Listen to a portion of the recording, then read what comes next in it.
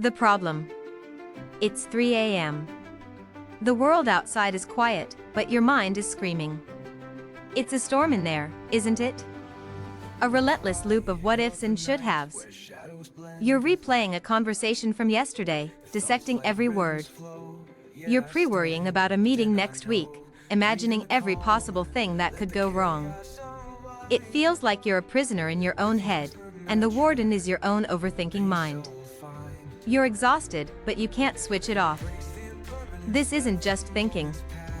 This is a cycle of mental noise that steals your peace and drains your energy. What if I told you there's a way out? Not a modern hack or a temporary fix, but an ancient, battle-tested operating system for the mind that can bring you back to a state of quiet strength.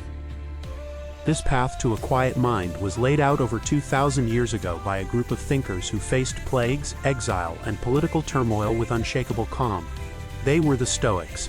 Figures like Marcus Aurelius, an emperor who ruled the known world, and Epictetus, a man born into slavery, both used the same principles to master their inner world. They taught that while we can't control the storms of life, we can always control how we respond to them. Stoicism isn't about being emotionless. It's about not being a slave to your emotions. It's about building an inner citadel of peace that no amount of external chaos can breach. And today we're going to give you the keys. Let's begin. The 7 Stoic practices. The first and most fundamental practice is the dichotomy of control. It's stunningly simple. The Stoic philosopher Epictetus taught that some things are up to us, and some are not. That's it. Your judgments, your intentions, your actions, those are yours to command. But everything else? The traffic, the weather, what other people think of you, whether you get that promotion, that's all external. Overthinking is born from the mental habit of trying to control what we can't. You're wasting precious energy fighting battles you were never meant to win. Peace comes the moment you let go of what you can't influence and pour all your focus into what you can. Case study, think of Sarah, a project manager. She spent sleepless nights worrying that a key client wouldn't like her team's proposal. She couldn't control the client's mood or their final decision. By applying the dichotomy of control, she shifted her focus. She couldn't control the outcome, but she could control the quality of her work, the clarity of her presentation, and how well she prepared her team. She let go of the worry and focused on excellence. The anxiety vanished, replaced by purposeful action. What are you worrying about right now that is truly outside of your control? This one sounds counterintuitive. Practice 2 is premeditatio malorum, or the negative visualization. It's the practice of actively imagining things going wrong. Not to wallow in anxiety, but to prepare for it. The Stoic philosopher Seneca knew that what harms us most is not the event itself, but the shock of the unexpected. So, you calmly and rationally consider the worst-case scenarios. What if you do lose your job? What if that speech doesn't land well? By visualizing it, you do 2 things. You realize you have the strength to handle it, and you can create a plan. You're not being pessimistic, you're building psychological armor. You're robbing potential disasters of their power to surprise you. Practice 3 journaling, the conversation with yourself. How do you untangle the storm in your mind? You write it down. The Roman emperor Marcus Aurelius was one of the most powerful men in the world, yet every night he sat down to write for himself. We have those writings today. We call them asterisk the meditations. This wasn't for publication, it was a private conversation to achieve clarity. Journaling is the Stoic tool for self-reflection. It's where you can apply these practices, question your own anxious thoughts, and prepare for the day ahead. You don't need to be a great writer, just be an honest one. Case study. Consider Ben, who felt a constant low-level anxiety he couldn't name. He started a simple Stoic journal. Every night, he'd ask 3 questions. What did I do well today? Where could I have been better?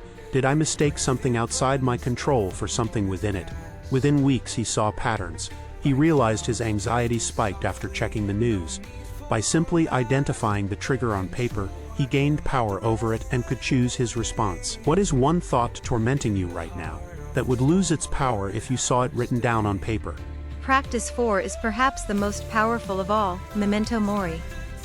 Remember you will die. This isn't morbid. It's the ultimate tool for prioritization. The awareness of your own mortality is a clarifying fire that burns away the trivial. The petty argument you had, the fear of what someone thinks of you, the hesitation to pursue what you love, it all turns to dust in the face of this truth. Seneca said, "Let us prepare our minds as if we'd come to the very end of life. Let us postpone nothing." Memento mori is a call to live, and to live with virtue and purpose, right now. It's the ultimate cure for procrastination and trivial anxieties. When a problem feels overwhelming, it's because your perspective is too close. Practice 5 is taking the view from above. It's a simple visualization. Close your eyes for a moment. Imagine you are floating up above the room you're in.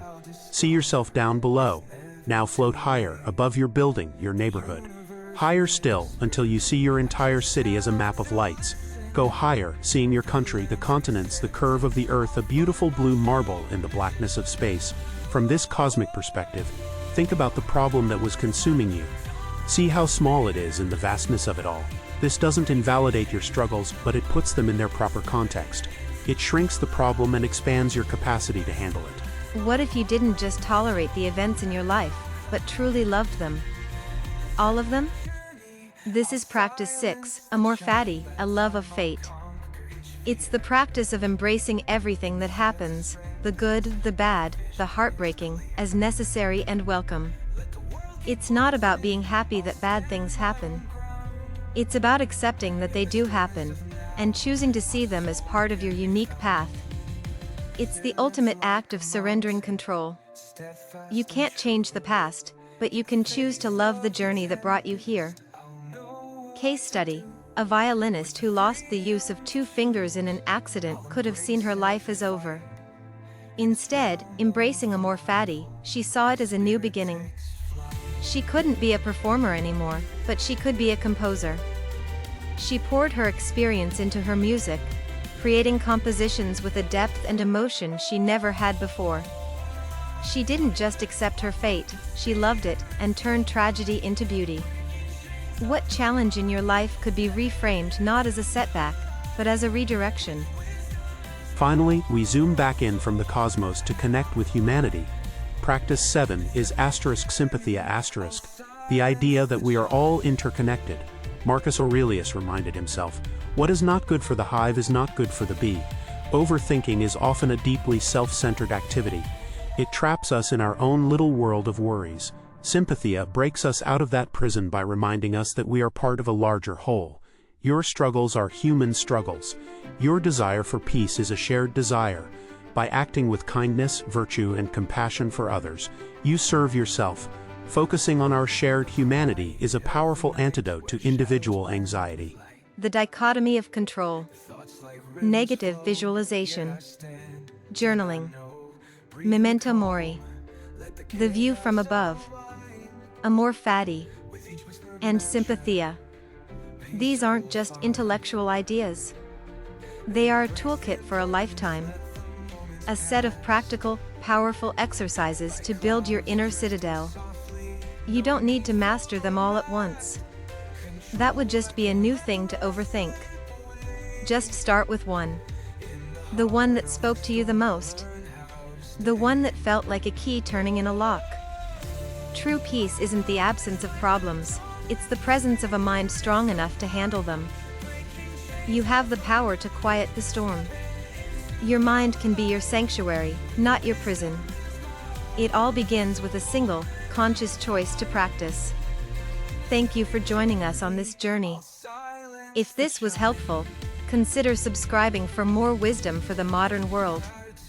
What is the first small step you will take, today, to reclaim your peace? Let us know in the comments below. We rid everyone.